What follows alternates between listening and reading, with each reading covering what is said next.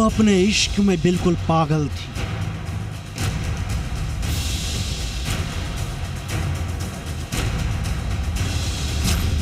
और इसी इश्क की खातिर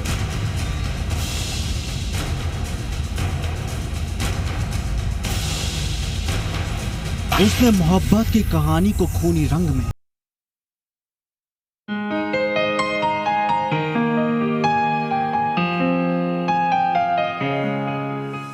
प्यार, इश्क और मोहब्बत कितने खूबसूरत लफ्ज हैं ये।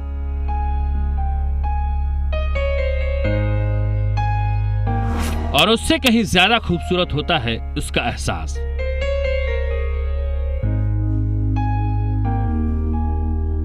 ऐसा एहसास जो मुश्किलों में भी मुस्कुराहट दे दे।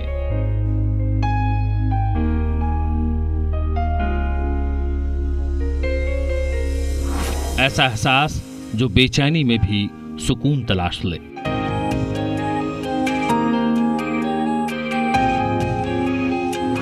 ऐसा एहसास जो खुली आंखों में भी ख्वाब सजा ले।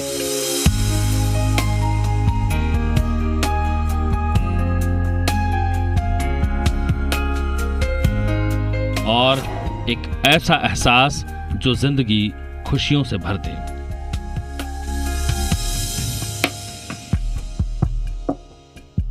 ये मोहब्बत चीज ही ऐसी है। कहते हैं खुशनसीब होते हैं वो जो मोहब्बत करते हैं, किस्मती होते हैं वो जिन्हें इश्क होता है।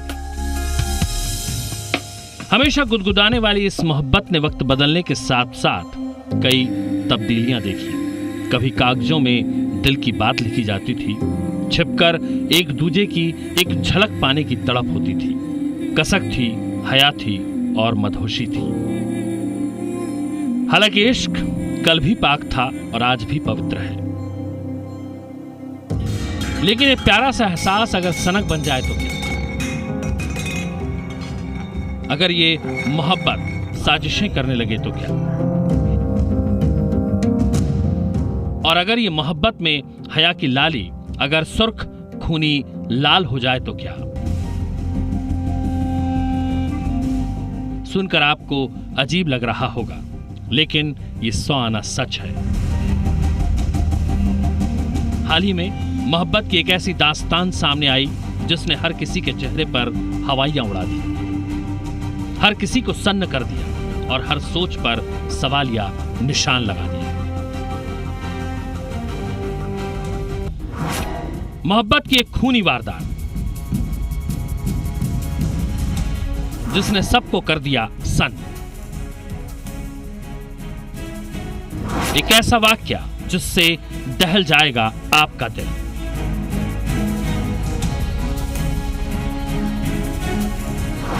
खत्म हो जाएगा रिश्तों से भरोसा। इस पूरी वारदात को समझने के लिए आपको 5 साल पीछे फ्लैशबैक में जाना पड़ेगा, जहां राजस्थान के जोधपुर के रहने वाले 41 साल के जयकुमार ज्वेलरी शोरूम चलाते थे। परिवार में उनकी पत्नी, एक बेटा और एक बेटी थी।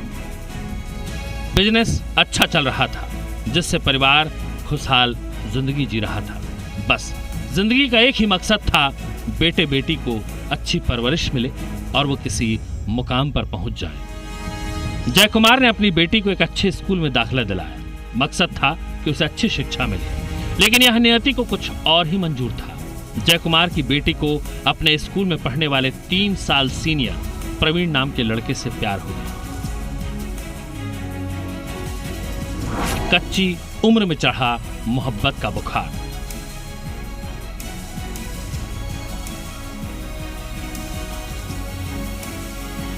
चोरी छिपे चढ़ने लगा इश्क का खुमार। वक्त के साथ साथ इश्क भी परवान चढ़ने लगा। दोनों काफी समय एक दूसरे के साथ बिताते और अपने भविष्य का सपना संजोते थे। लेकिन प्रवीण 3 साल सीनियर था। ऐसे में वो स्कूल से पास आउट होकर कॉलेज पहुंच गया। मोहब्बत अब भी परवान पर थी, लेकिन हर रोज का मिलना मुश्किल होने लगा था। दोनों ने तरकीब निकाली और फोन पर एक दूसरे से बातें करने लगे। मॉल और पार्क में मुलाकातें होने लगी। सब कुछ ठीक चल रहा था। जो दूरियां थी अब वो कम होने लगी थी, लेकिन एक दूसरे में वो इस कदर खो गए कि बाकी बातों का इल्म ही नहीं रहा। ऐसे में बेटी के फोन पर घंटों बातें करने और प्रवीण से चल रही इश्कबाजी की खबरें जय कुमार तक पहुंच गई। खुल गई मोहब्बत की कलई। बेटी की करतूतों से पिता हुआ वाकिफ। पिता को नागवार गुजरी मोहब्बत। प्यार पर लग गया पिता का पहरा। यूं तो जय कुमार अपनी बेटी से बेइंतहा प्यार करता था, लेकिन कच्ची उम्र में मोहब्बत उसे बेटी के लिए दलदल जैसा लगने लगा। ऐसे में उसने अपनी बेटी को समझाया, तब भी बात नहीं बनी। तो फिर एक दिन जय कुमार ने बेटी की पिटाई कर दी और उसका मोबाइल छीन लिया।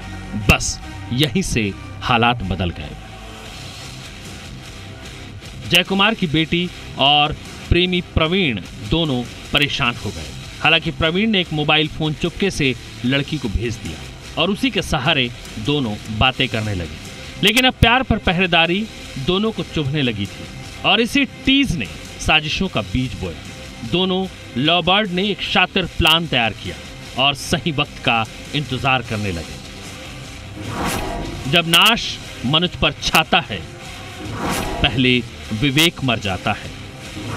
प्यार जब सनक बन जाए तो खून सवार हो ही जाता है। बुधवार का दिन दोनों को मुफीद लगा। जय कुमार की पत्नी और उसका बेटा एक समारोह के लिए पुडुचेरी गए। घर में जय कुमार और उसकी बेटी ही थी। इंतजार रात का था। जैसे ही रात गहराई, साजिशों को मुकम्मल करने का वक्त आ गया। लड़की ने अपने पिता को दूध में नशीली दवाई की कई गोलियां डालकर पिला दिया। पलक झपकते ही जय कुमार बेहोश हो गए।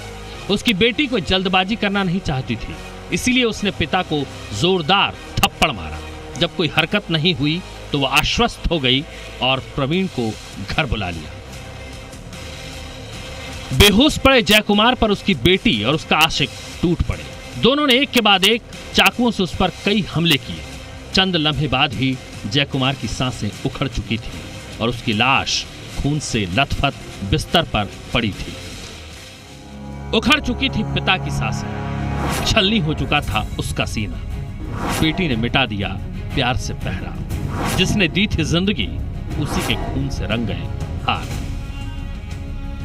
ये खौफनाक मंजर किसी का भी कलेजा चीर दे, लेकिन आशिकी में अंधे दोनों सनकियों पर इसका कोई असर नहीं हुआ। दोनों आराम से सुबह होने का इंतजार करते रहे। जब अंधेरा छटा तो जय कुमार की बेटी पेट्रोल पंप पहुंची। वहां से 2 लीटर पेट्रोल खरीद कर ले आई। दोनों जय कुमार की लाश को घसीटते हुए बाथरूम में ले गए। वहां जय कुमार की बेटी ने पिता की लाश पर पेट्रोल डाला और फिर प्रवीण ने उसे आग के हवाले कर दिया। दोनों को लगा कि जय कुमार की लाश के जलने के साथ ही सबूत भी खत्म हो जाएंगे और फिर दोनों बिना किसी रोक टोक के खुलकर मोहब्बत करेंगे।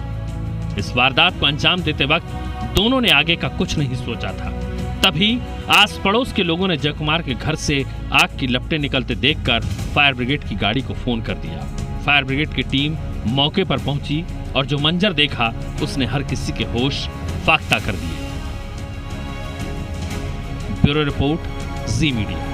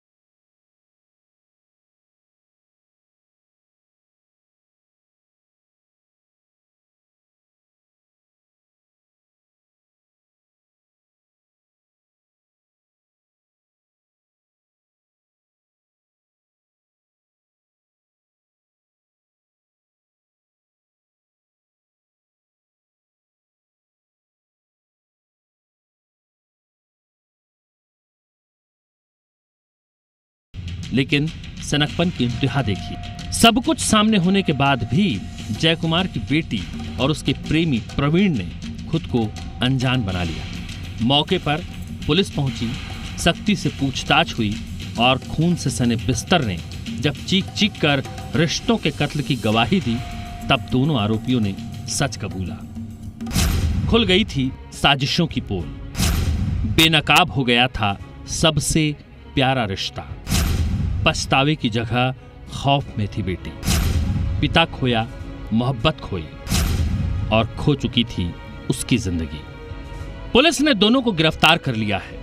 प्रवीण को जहां जेल भेजा गया है, वहीं नाबालिग लड़की को बाल सुधार गृह पहुंचा दिया गया है। लेकिन इस घटना ने न सिर्फ हर किसी को हैरान कर दिया, बल्कि कई सवाल खड़े कर दिए। सवाल नंबर 1, क्या मोहब्बत में रोक टोक गुनाह है? सवाल नंबर 2, क्या इश्क में संवेदनाएं मर रही हैं? सवाल नंबर 3, क्यों सनक बनती जा रही है आशिकी? सवाल नंबर 4, क्या बच्चों की परवरिश है दोषी? खून से सनी मोहब्बत की ये लथपथ कहानी जिसने भी सुनी वो अवाक रह गए। कोई उस पिता के बारे में सोच रहा था, किसी के जहन में उस हत्यारी बेटी का चेहरा घूम रहा था। समझना हर किसी के लिए मुश्किल था, आखिर ये जो हुआ क्यों हुआ? क्या उस बेटी की रूह उस वक्त नहीं कांपी होगी जब उसने अपने ही हाथों से पिता का सीना छलनी कर दिया था? क्या बेटी के प्यार पर पहरा लगाकर खुद जयकुमार ने अपनी मौत चुनी थी? क्या अब किसी बाप को अपने बच्चों को आशिकी और आवारगी से रोकना खुदकुशी करने जैसा हो चला है? क्या बदलते वक्त के साथ इंसानी संवेदनाएं इस कदर मर चुकी हैं, अपने पिता के खून से हाथ लाल करना भी मुश्किल नहीं है? क्या बच्चों की परवरिश और पारिवारिक माहौल इसके लिए दोषी है, जो बच्चों को रोक टोक पर आपा खो देने पर आमादा कर दे रहा है? ऐसे कई सवाल हैं जो हर कोई पूछ रहा है। ये सवाल इसीलिए जायज हैं क्योंकि फिर कोई बेटी हत्यारी न बने, फिर किसी पिता की सांसें न छिन जाएं, फिर कोई मोहब्बत साजिशों के जख्म से लाल न हो जाए। बच्चे कच्ची मिट्टी की तरह होते हैं, उन्हें जैसा रूप देना चाहें दे सकते हैं। उनके अच्छे भविष्य और उन्हें बेहतर इंसान बनाने के लिए सही परवरिश जरूरी है। बच्चे के साथ आपका व्यवहार कैसा हो ताकि वो नटखट तो बने पर बिगड़े नहीं, ये जानना आज आपके लिए बेहद जरूरी हो चुका है। बच्चों को ये पता होना चाहिए कि उन्हें किस चीज की अनुमति है और किस चीज की नहीं। बेहतर परवरिश के लिए ये सबसे ज्यादा जरूरी कदम है, क्योंकि सीमाएं हमें हमारा दायरा बताती हैं। बच्चों को ये पता होना चाहिए कि उन्हें कितनी देर के लिए खेलने की इजाजत है, वो अपने दोस्त कैसे चुन सकते हैं, वो कितनी देर मोबाइल और इंटरनेट पर समय दे सकते हैं। पर सीमाएं हमेशा सोच समझकर ही तय करें। आपके हर समय गुस्सा करने और डांटने से बच्चों में झुंझलाहट और चिड़चिड़ापन आ सकता है, उनमें असंतोष की भावना आ सकती है। इसीलिए उन्हें किसी भी सूरत में प्यार से समझाइए, उन्हें उनकी गलतियों का एहसास दिलाइए और उन्हें दोबारा ऐसा न करने की मोहलत भी दी। जयकुमार के परिवार की घटना कोई नई या अनजानी नहीं है। आए दिन ऐसी घटनाएं हम देख रहे हैं। जब या तो माँ बाप अपना आपा खोकर ऐसे कदम उठा लेते हैं, तो कई बार बच्चों के गुनाह भी सामने आ रहे हैं। ऐसे में आपको भी अपने परिवार पर ध्यान रखने की जरूरत है। हमारा मकसद आपको डराना नहीं है, बल्कि खबरदार करना है। अब भी वक्त है, अपने बच्चों की हरकतों को देखिए, समझिए और जो जरूरी बदलाव हैं उसे मुकम्मल करिए। अगर बच्चे में है ये आदतें तो रहिए सावधान। बच्चे को जरूरत से ज्यादा गुस्सा आए या गुस्से में वो तोड़फोड़ करे। घर के किसी भी सदस्य की बात न माने और अपनी मर्जी से ही काम करे। आपको बच्चे पर इतना गुस्सा आए कि उसकी पिटाई करने का दिल करे। जब बच्चा देर रात जागने लगे और दिन में उसे नींद आए, उसकी हर जिद पूरी करने के अलावा आपके पास कोई चारा नहीं बचता। अपनी बात मनवाने के लिए वो आपको तरह तरह से ब्लैकमेल करने लगे। अक्सर उसकी शैतानियों की शिकायत आपको मिलने लगे। सबक लेने की जरूरत है, क्योंकि अगर बेंगलुरु की इस घटना पर नजर डालें तो चंद बिंदुओं में इस पूरे मसले की जड़ तक आप जा सकते हैं।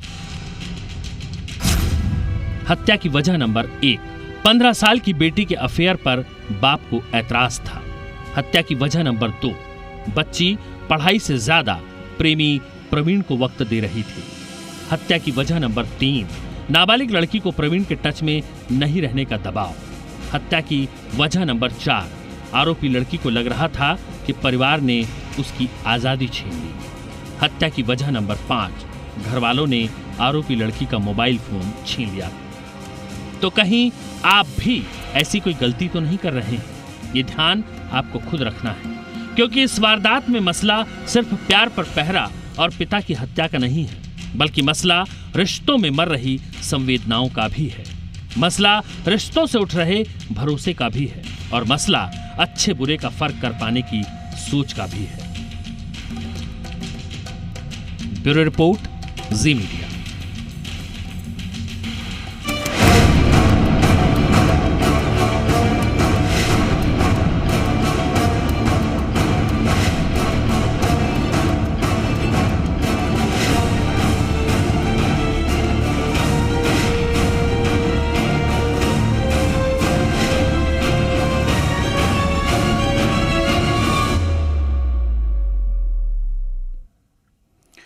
चलिए खबरों बढ़ते हैं आगे। मई 2019 में सूरत में हुए कोचिंग सेंटर में भयानक हादसे से सबक लेते हुए